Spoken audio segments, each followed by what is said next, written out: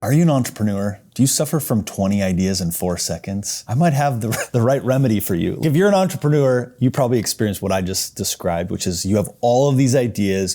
Squirrel. You try to be the entrepreneur, the business owner, the manager, and the technician all the time. You're gonna fail.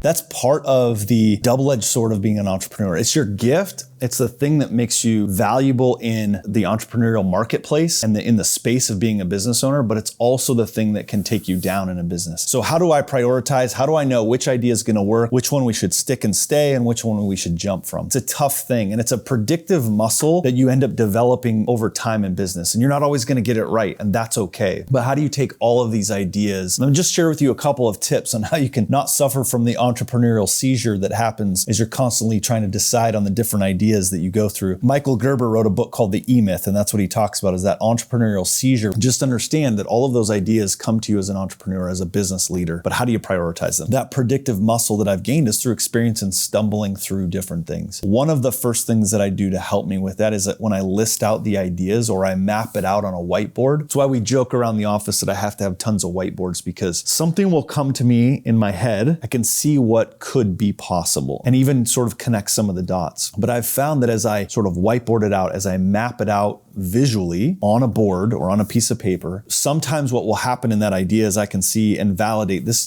thing could work. Or no, this idea really doesn't look good now that I've sort of verbalized it and put it on paper. And often when I do that, if it's just you working in your business and it's only you, then do it that way. Start there. Map it out, write it out, put it on paper. If you have others, employees, team members, then sit down with them and lay it out. You got to be careful you don't verbally vomit, if you will, or just sort of unload everything that's in your head. And if you're going to do that, that's okay. Just set the rules that that's what this is. Hey, I'm brain dumping this in here. I'm just going to get it all out of my head. Then we'll work backwards through it. If you don't sort of set that framework and that expectation in a session like that, then you're going to overwhelm the people that are around you. And I think that over time, I've had people who work with me who learn and understand that, like, okay, this is just sort of an idea dump. We're just going to put it out there. We're going to put it on the board and work through it. This isn't an action plan that we're going to go implement. That will come later if we buy into the idea. So as I list these ideas, I map it all out. Now what I'm going to do is look for feedback. If I get and sense say 3 people that I've shared this idea with, if I can sense from them, they get it and they could even articulate it back to me, then I'm going to keep moving because we're making progress. If I've explained it and they're like, Chaz, I still don't understand this. I'm not sure where we're going with this. And I try one more time and we're still not quite on the same page, then I realize that idea has not yet formulated enough in my mind that I could articulate it out and scrap that idea for now. Sometimes I've had an idea or something I'm trying to prioritize and I'll look at what is the highest income producing activity of these that I could do right now. So income producing activities need to be high on this list of new ideas. That's how you prioritize, because you can do a lot of other things when you have the income coming in. But if it's just you and you don't have a team, one of the things you can do is get a coach, mentor, or friend who will be honest with you, because the last thing you need when you're sorting ideas and you're bouncing it off somebody is for people to not give you feedback or not push back on an idea. It should be able to pass some validation tests. And so if you have all these ideas and you want to implement them all, you've got to get in front of somebody that will give you feedback. So I've always had coaches and mentors in my life, people I honor and respect. And one of the reasons I do is they'll just speak the truth to me. And sometimes I will share an idea, I'll share a vision, and they're like, I'm not sure that's a good idea, or it might be a good idea, just the wrong time. You got to focus other places. And I've even just gone against that advice and tried to implement them. And usually the case is probably 90% of the time in that scenario, I fall on my face. But it's okay. I learn from that and go, what was it that I didn't see that they saw? Because clearly I committed to this process and this plan. They did not. I can think of several that I've done over time. And, recently I did one where we launched something and it just didn't turn out the way we anticipated. And that's an important piece. Sometimes you can put all the things, line up all the dominoes exactly, but you haven't calculated for outside circumstances. And when those things come up, you have to then decide, was this idea worthwhile? Did I get a minimal viable product out there to decide whether it worked or not? And now I have this outside force that's sort of pushing back. We didn't anticipate on it. Now you've got to decide, you've got 2 choices. Do we push through, or is this a dead end that we say, you know what? I think it's better that we just stop putting more time, effort, money, resources, etc. into this, and we just pause. And that's okay. And that's actually where business wisdom comes in. What you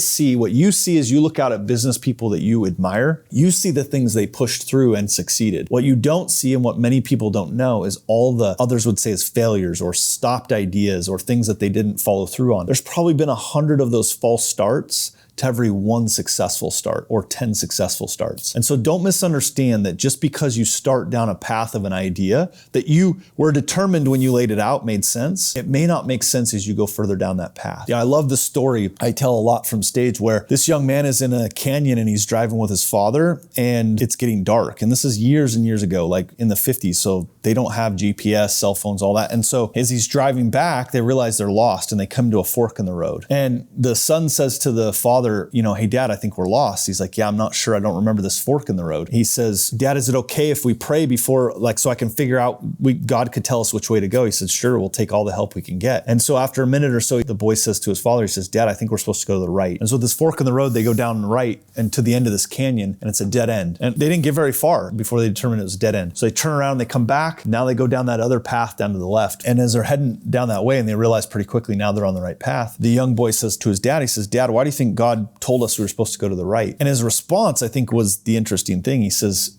you know, son, I'm not sure, other than I think God wanted us to know that was the wrong path very quickly. Sometimes we see it as like, oh no, I stumbled, this is bad, this is a dead end, but I was so convinced this was the right thing to do in my business, this was the right idea. But see it as a blessing that you learned really quickly that it wasn't the right path before you put all this time, all this money, all these resources, get other people involved, take their eyes off of whatever they're doing to, you know, put on this task. And now you realize really quickly that it's not the right idea. I wished, as I looked back, that's something that I had learned early on, because it's taken me a lot of mistakes, a lot of dead ends to realize how to have that predictive muscle of what could work quickly. And not all of our ideas do, and that's okay. It's never about that. But it's about implementing really quickly the best ideas that I've gathered feedback from a team, and then determining at a certain benchmark whether it's going to succeed or not. And if it's not, we cut it off and we stop, because otherwise we're going to spend a ton of time on something that's not working. And if that's helpful for you, then go ahead and like and subscribe to our channel. Send this video to somebody that could benefit from understanding what it really means to prioritize all these ideas as an entrepreneur. You get all these ideas. How do you now take it into something that you can implement? Because implementation